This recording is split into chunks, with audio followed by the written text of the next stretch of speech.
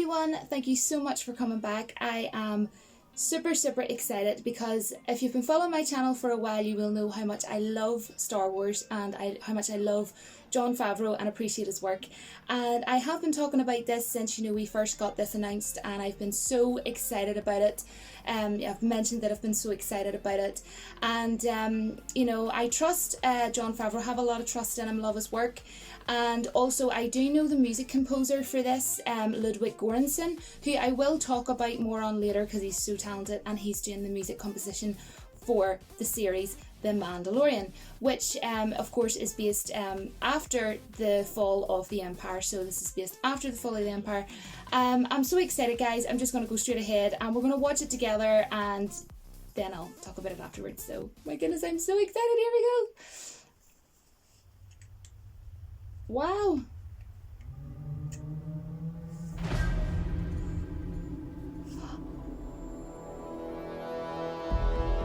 That really reminded me of the final shots of Return of the Jedi.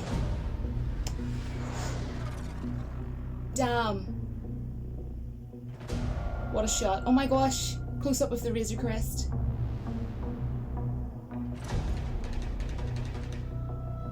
my gosh. Carl Weathers.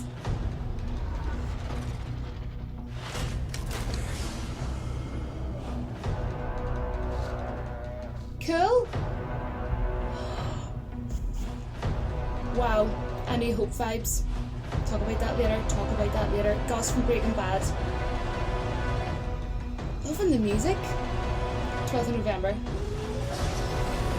This music really suits this. Really suits it. Suspense. Wow! Bounty hunting is a complicated profession. Oh, kick it ass!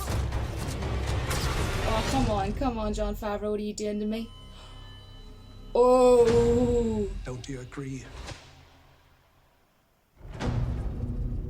Damn, the shots! Oh no, that can't be it. That can't be it. That cannot be it. No, I need more than that. I need more. Do you know what, Jon Favreau? What the frig are you doing to me? What are you doing to me? Hats off for that trailer. Hats freaking well off. Okay, so let's talk about this, right? The very first shot, the very first part of this trailer when it opened up definitely reminded me of the final shots of the movie Return of the Jedi. And if you don't understand what I mean by that, then I would recommend you go back and watch Return of the Jedi, seriously. We'll talk about, that was probably one of the best shots, was actually the opening shot. Then also, I love that Carl Weathers is in there. Of course, if you know me, the Rocky movies are just top notch. My favourites. My Sylvester Stallone. The Forest Planet shot, oh my goodness, and the Razor Crest, oh my goodness, which was designed, of course, by Lucasfilm, and was a gunship that was used by the Mandalorians, in case anybody didn't know. That was phenomenal, that close-up scene and everything. And do you want to know what I'm going to say? The quality of this and the cinematography is top notch. I know I've said top notch a lot, but it really is top notch. There's no Tom fooling around with this here trailer. There's no one's messing around.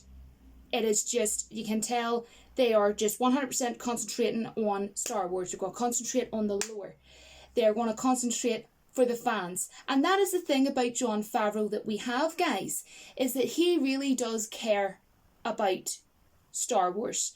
And he did a great job in the Clone Wars. And of course he even was getting advice from, the legend himself, George Lucas. So when someone actually seeks out advice from, the man himself, George Lucas, you know that he 100% cares about this. Do you know what I mean? He's not just half-assed doing this. He's went all in, and the visuals and the cinematography, that shot of the Forest Planet, damn. Like, I don't normally say damn. I don't think I've ever said damn in my trailer reactions, but damn.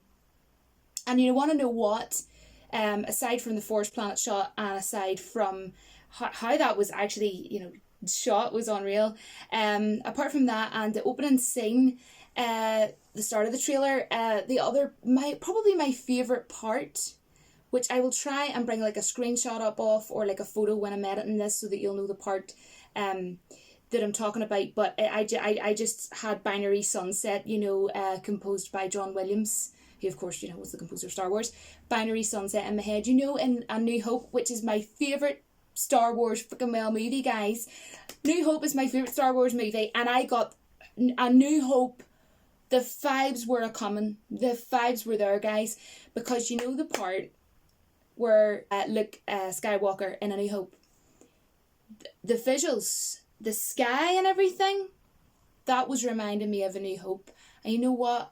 I love that, Jon Favreau. Freaking genius. That's all I have to say about that. Now, what I want to also say as well is, visually, I have no issues. People who are working on it, I have no issues. Some people are being negative and saying, oh, but it's Disney's streaming service. Oh, it's going to be woke. It's going to be agenda driven. It's going to be nonsense. Like, right, shush a minute, right? Listen to what I have to say. There is a difference between Disney streaming, doing, reboots of everything. You know, they've confirmed a Home Alone reboot, like how ridiculous.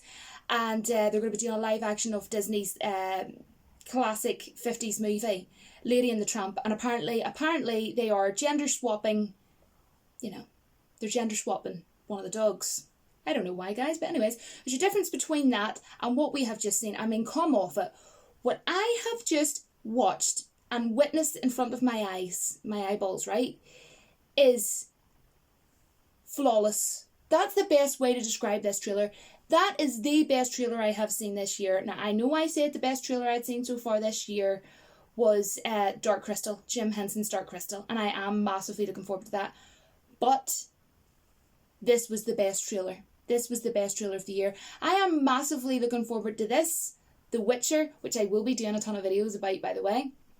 So stay tuned, even before it comes out, by the way. And also Dark Crystal. These three, sign me up right now. Definitely. Carl Weathers is in there. That has me very excited.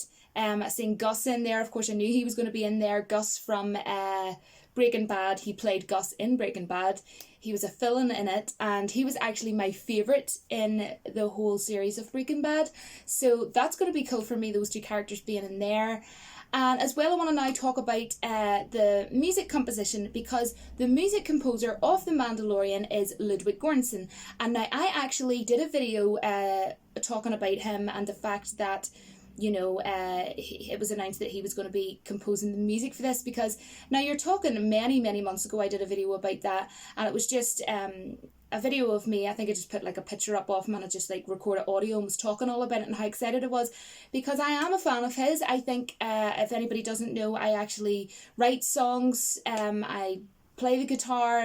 I love writing songs, and I have a real appreciation for music and music composition. So I already know who he is, and I know that he's going to be working on this. Since I did a video about it months ago, I knew about that announcement. So in case anyone's interested, and you don't know of him, if you play games, you may recognise he did some songs for the game Bloodborne, and the really cool music he done for that. He also did the music composition for Marvel's movie Black Panther, and I am sure you all know Black Panther, especially if you're watching my channel and you're a Marvel fan.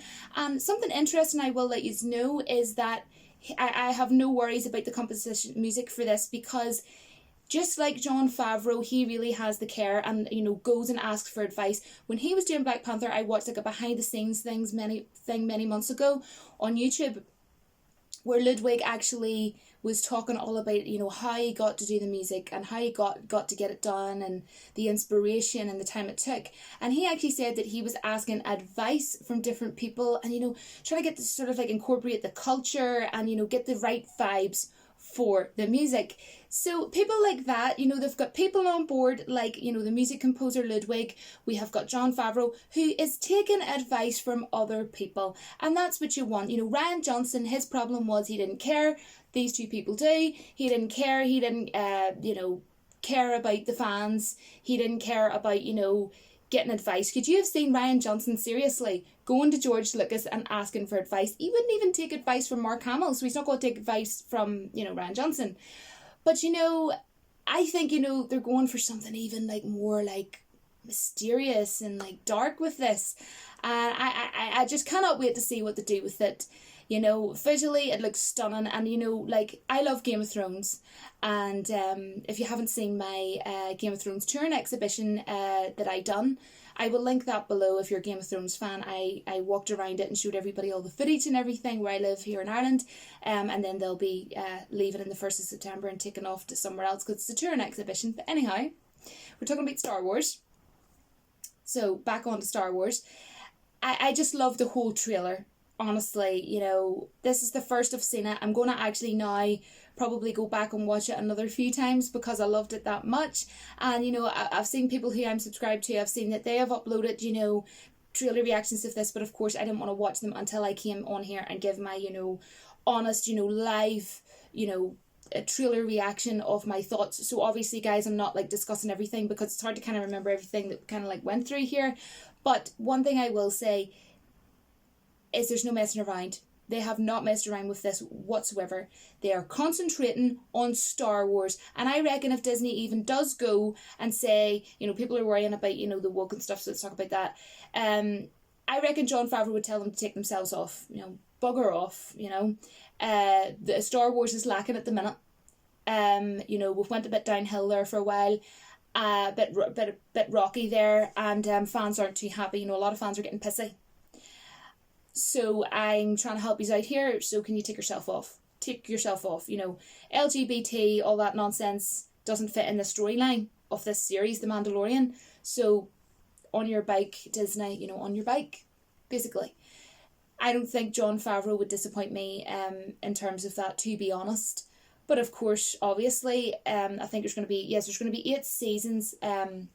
What am I talking about? 8 seasons. There's going to be 8 episodes in this, from what I can remember from last year when I first heard about this announcement. What I can remember was it's going to be 8 episodes for this first season.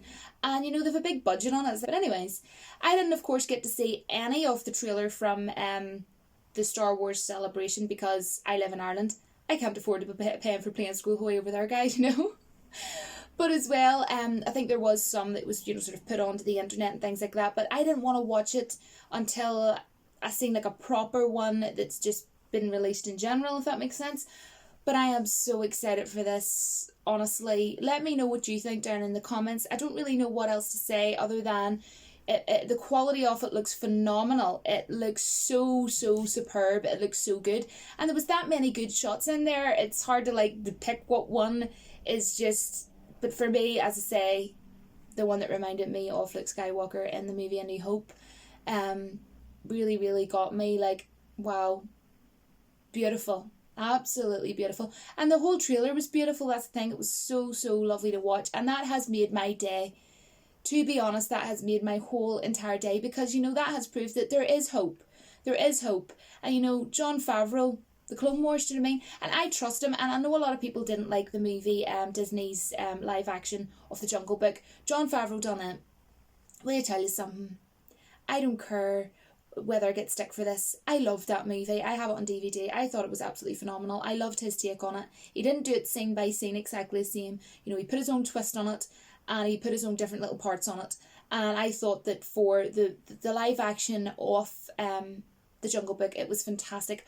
Was it as good as the original? No. But did he do a brilliant, superb job on it? In my opinion, yes. There's nothing that Jon Favreau's done that kind of has me in a worry. You know what I mean? He always does such good stuff. And I trust him. And the thing is, as I say, he 100% is... Everything he does in relation to Star Wars is because he wants the fans to like it. Whereas Ryan Johnson, there's a clip of him on YouTube, which I've shown quite a few times in my videos when I'm, doing Ryan Johnson runs. And he said he would want half of the fans to come out and say they loved it, best film ever, and the other half to come out and say that they didn't. And it was one of the worst films they've ever seen. Wow. Pretty disgraceful. But anyway, something I wanted to say lastly, so don't go anywhere. I am wanting to show a clip of Taika Waititi, because he is going to be voicing one of the characters in this series, The Mandalorian. So if you would like to see that, stay put, and I will put that clip up of him talking about it briefly. Other than that, guys, before I show the clip, which will be after I finish up here, thank you so much for watching, and thank you so much for all the support. If you like this, please show me by leaving a comment, leave a like if you liked it. If you're not subscribed, if you like Star Wars, Marvel, trailer reactions, movie discussions, I do Retro Fridays every Friday where I pick like a retro movie, like a really cool movie, like the last one I done there last night was Big Trouble in Little China. The week before I did The Goonies. If you want to watch that every Friday, maybe worth subscribing.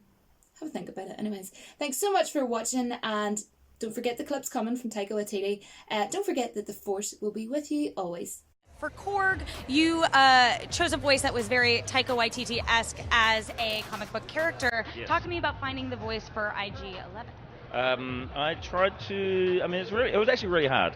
It was really hard, guys, to find that robot voice, because you've got to take away personality and emotion, but you also can't. It can't be completely devoid. So it's a really subtle little thing there, and it's even for an actor of my capabilities, my incredible range. I'm so good at accents. I've actually found it quite hard, but what's cool about the character is he's got this really cool arc throughout the series, and you'll see.